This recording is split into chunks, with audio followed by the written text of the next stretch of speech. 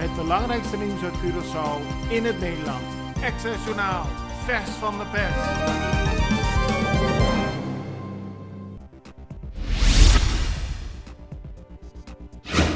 De rollen van de regering en docenten van het Marnix College waren gisteren omgedraaid.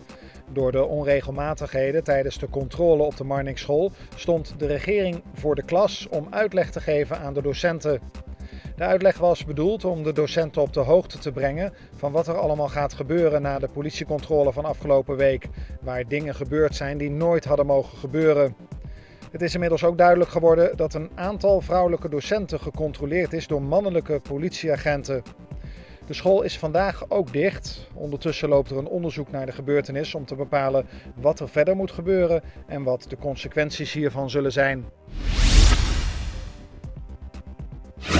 De zaken van de eerdere ministerskandidaten Ramon Tjong en Eduard Braam tegen formateur Chester Peterson, de regering van Curaçao en de minister-president komen respectievelijk 13 en 20 september voor de rechter. Het gaat hier om 2 ministerkandidaten die hun naam willen zuiveren nadat ze niet door de screening kwamen. In beide gevallen staat de zaak op de maandagrol en daarom hoeft de zaak geen korte samenvatting van meningen te zijn. De behandeling van beide zaken zal dus naar alle waarschijnlijkheid flink wat tijd in beslag nemen. Na Colectra, nós toma tempo para servir ora com mais de comunibo. Llama-nos centro de cliente na telefone 0800-035 de Jaluna para Jabierne voor die setor de mente te cu setor de noche para turno serviço nang of patrãozita.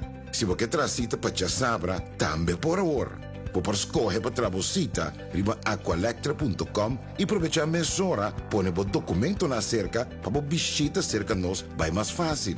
Sim, Aqualectra, seu centro de cliente, está claro para servir na momento que você come a bo.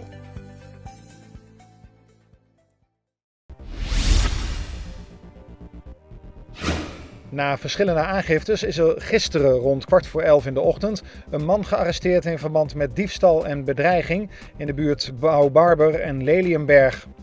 Volgens de Extra is de verdachte in deze zaken een 24-jarige op Curaçao geboren man.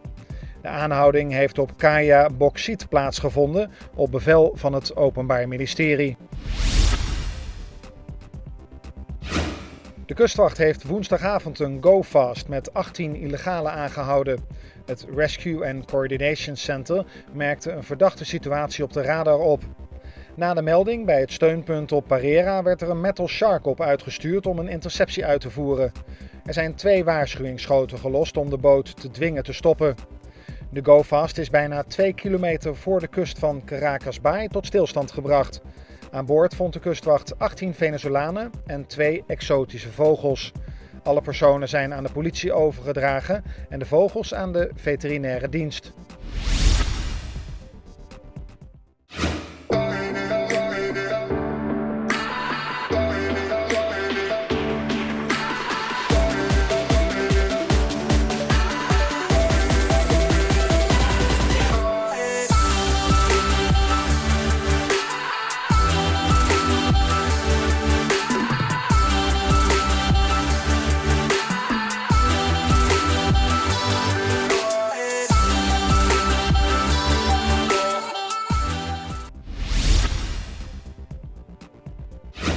Het Openbaar Ministerie gaat een nieuwe betalingsregeling hanteren voor het betalen van openstaande boetes. Bij het kantoor van Pagabo Boet kunnen de boetes nu ook in termijnen worden betaald. De betalingsregeling Arreglo ding Arreglo houdt in dat er de eerste 3 maanden 25 gulden per maand wordt betaald. De rest van het openstaande bedrag kan binnen 21 maanden worden afgelost. De regeling kan getroffen worden bij Pagabo Boet. Daarvoor is wel een identificatiebewijs en een aanbetaling van 25 gulden noodzakelijk. Op 15 september vindt de maandelijkse verkeerszitting plaats. Het OM wijst erop dat openstaande boetes na de zitting worden verhoogd. Vliegtuigmaatschappijen TUI en KLM komen met aanbiedingen op vluchten naar de Antillen om passagiers aan boord te krijgen. Een reiziger die met TUI vliegt betaalt in september slechts €429 als basisprijs. Bij KLM is dit €549. Deze lage prijzen zijn opmerkelijk omdat reizigers die Europa uit willen naar een gele bestemming weinig keuze hebben buiten de Antillen. Vakantiegangers die naar Bonaire gaan merken weinig van de coronamaatregelen. In de supermarkten is een mondmasker verplicht en moet er afstand gehouden worden. De antigeentest die 5 dagen na aankomst afgenomen moest worden is afgeschaft. Op Curaçao zijn de maatregelen strenger. Hier geldt een gepaste afstand en er moet in de supermarkt een mondmasker gedragen worden.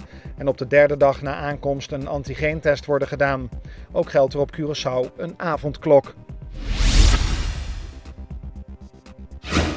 En Guus Hiddink is niet langer bondscoach van het Curaçao's voetbalelftal. Eerder deze week vond er een vergadering plaats binnen de voetbalbond. FFK zou een nieuwe strategie willen toepassen. De doelstelling om het WK van 2022 in Qatar te halen is niet bereikt. FFK wil een frisse start maken met de opbouw. We zijn tot een akkoord gekomen dat FFK niet langer onder leiding van Guus Hiddink en het technisch team zal staan. Dat meldt bestuurslid Franklin Matilda. Er zou geen sprake zijn van een contractbreuk. FFK en Hiddink zijn samen tot een overeenkomst gekomen. De bond bedankt alle technische medewerkers en spelers voor hun inzet de afgelopen periode. Het belangrijkste nieuws uit Curaçao in het Nederland. Access Journaal, vers van de pers.